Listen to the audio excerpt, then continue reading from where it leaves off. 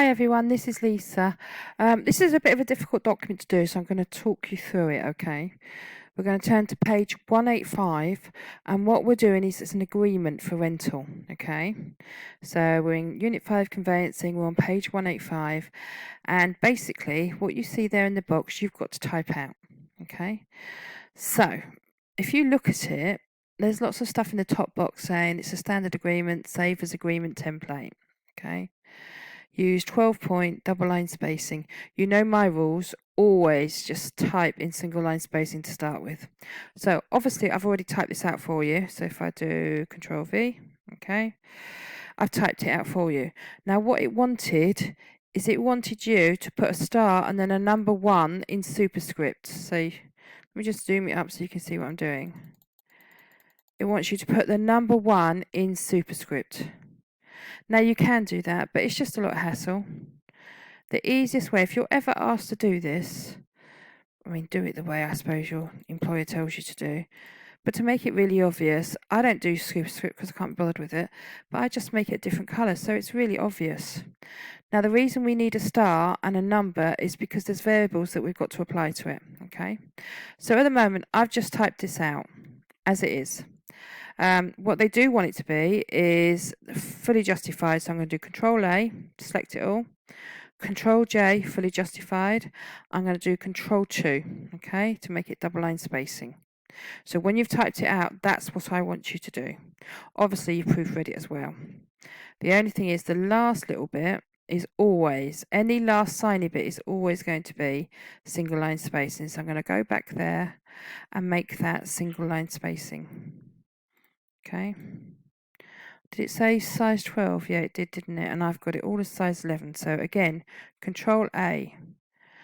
Go to the font group, make it size 12. Okay. Now these number 1, 2s, 3s, all that stuff. Turn to the next page, which is page 186. Okay.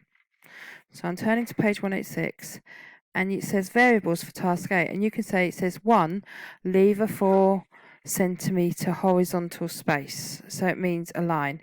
You know how to do 4 centimetres. You know my rule. If it says 4, do 5. So you need to do 5 tabs. So I'm going to delete number 1 there. And I'm going to tab next to the Q 5 times. 1, 2, 3, 4, 5. I'm going to get the other number 1. Delete it. 1, 2, 3, 4, 5. Now where it says, and now by the way, we've left the gap so somebody can handwrite in the day. Okay. I'm going to go to number 2. It says on number 2, add this year. So where it says number 2, all we're going to put is, we've already got 2000, so we're going to put 20. 20. Okay. I'm going to leave it red at the moment because we can just change it all to black afterwards, all right? Number 3, it wants us to put superior properties, so I'm just going to select it. And superior properties limited. They do want us to write whose registered office is at 33 Gladstone Drive, 3 space bars, Birmingham, in the county, remember capital C for county, of West Midlands. Cool, capital M for Midlands, obviously. That's it. Right, we go to the next red part. Number 5. Where's number 4? Oh, maybe come back to number 4. Number 5. It wants us to put 145,000. So 145, comma 123. Type the sum of money in words, caps, in words. So we've actually got to type 145,000 and then figures in brackets. Then it wants us to do 145, comma 123 end bracket. So I'm going to take that 145,000 out, okay? Because they asked us to do it afterwards. And then if it's noted again, it's just numbers. Okay. Right, number 6, what do they want? Here they want us to put 3 waterfront villa 1, 2, 3 wharf road 1, 2, 3 Birmingham. Then we're going to look for number 7, and they want us to put 28. Next number is number 8. What do they want for number 8? Kennedy, Simpson, and Miller. 1, 2, 3 Birmingham. And number 5, they want us to put in the money. Now, they did say this point we only need the figures 1, 4, 5, 1, 2, 3. Okay. I'm going to go to number 9, and we've got to put £30 here. £30. And then we've got to try and find number 10. Don't know where number 10 is. I may have missed it. Might have to come back to that. Signed as a deed. This one, number 3. Superior properties. I think in this point we just have to go Superior Properties Limited. Now you can see it's messed everything up, so I'm just going to tab once and then delete, so that lines up, which means I'm going to have to change everything else. What a bugger. Never mind. These things happen. And then we're going to have Janine Westerbury. Oops, hold on.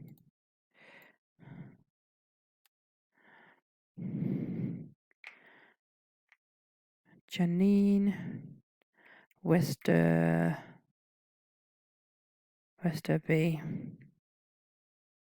Again, get those commas in line. Now, obviously, I've made a bit of a mistake because I didn't proofread it. And I've got to see where number... I can see in number 5, it should say number... Oh, I didn't number it either. Right, hold on. Let's get this right. So, from in consideration, that should be numbered. So I'm going to select all the way down.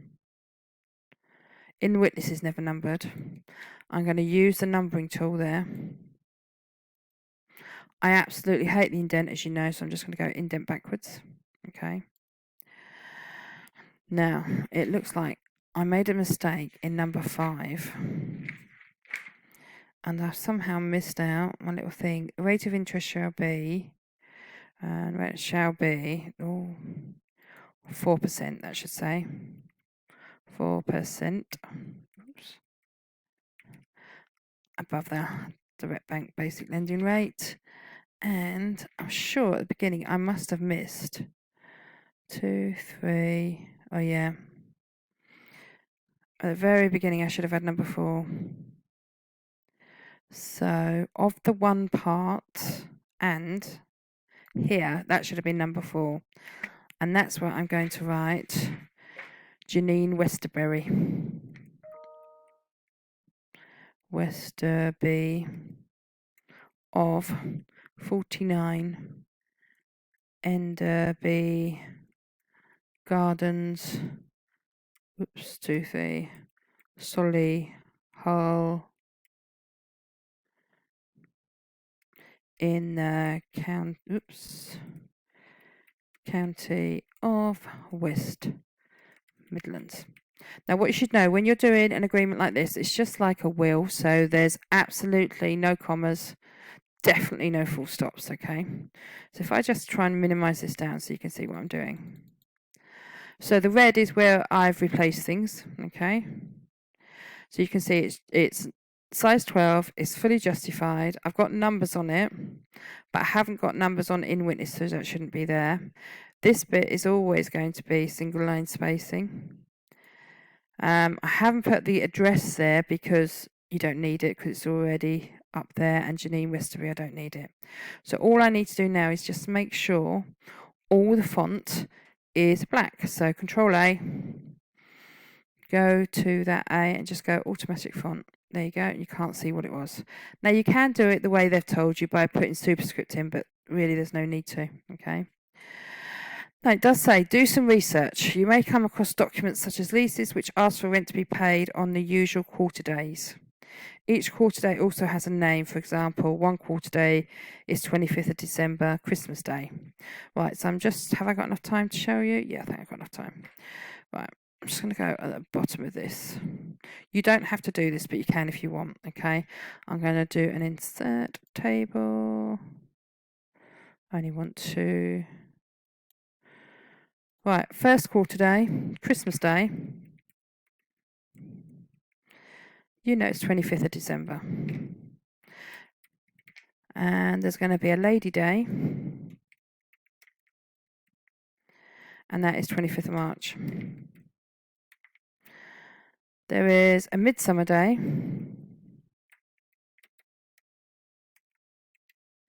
And that's 24th of June. And there's one more. Michaelmas, I can never spell this right. Michaelmas Day, 29th of September. And you might say, what? Why? Why do I need to know this?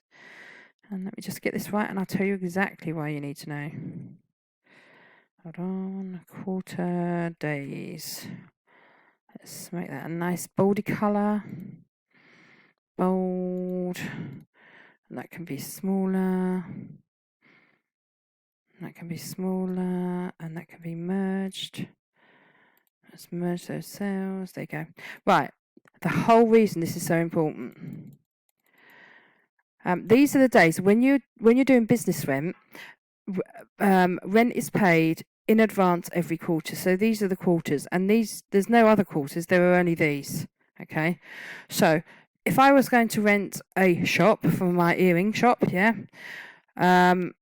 If I would have to pay the rent on Christmas Day. Actually, it'd have to be before Christmas Day because the banks close on Christmas Day, aren't they? Okay. So if I paid it after, technically I'm in breach of contract. So rent is due on the 25th of December. Okay. Then my shop again, the rent is due on Lady Day, which is 25th of March, because I'm only paying rent every 3 months. Okay. My next rent payment will be Midsummer Day. That's going to be on the 24th of June. Why not the 25th? I don't know. I don't make the rules. And the last one, Michaelmas Day, that is due on the 29th of September. Now, you might have seen a correlation. You might not have realised this yet, but lots and lots of shops go bust just after Christmas, just as spring starts, just before the summer starts, and just after everybody goes back to school, because a big organisation like Debenhams, for example, they're about to go bust, aren't they? Okay. I'm not even sure if they paid their 25th of March payment. If they haven't paid their payment, they can be chucked out of where they are. So big firms will go bust on these days or just after, when they realise they cannot make the rent payments. And can you imagine, the rent payments are absolutely massive for these places. So if you suddenly hear of someone going, loads of companies are going to go bust at the end of June because they are not going to be able to pay their rent because of what's been happening, all right? Just so you're aware. And again, it'll happen in September, and it'll happen. That's why everybody has these sales at Christmas. All these closing down sales and Christmas sales, they have them early because they need to get the rent money in to pay the rent and also to pay their staff. So they're selling stuff off as cheap as possible to make that happen. Anyway, that's why quarter days. You don't need to do that bit, but it's kind of a bit of interesting stuff, maybe. I'm not sure if you'll find it interesting. Anyway, that's it. Okay, bye-bye. Oh, by the way, don't bother doing the back sheet. Okay, I know you can do back sheets, so I don't care. I just want you to get this agreement right. Let me just show you, because I'm about to run out of time. Right, it should look like that. Look lovely, beautiful. Okay, make sure you save it, send it to me. Thank you, everybody. Bye-bye.